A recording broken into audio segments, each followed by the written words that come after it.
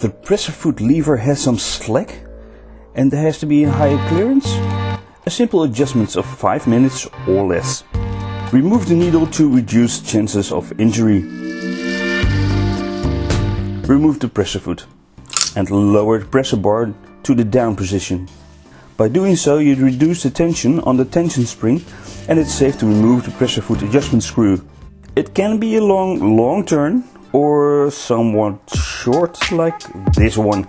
You want the lowest position to be the start position. Go as low as it can go. So reattach the presser foot to the press bar. Make sure the feed dogs are below the needle plate. Beneath the spring you will find a block shape with a small screw. Undo it. That block should be making contact with the lever. Sometimes it can need some persuasion.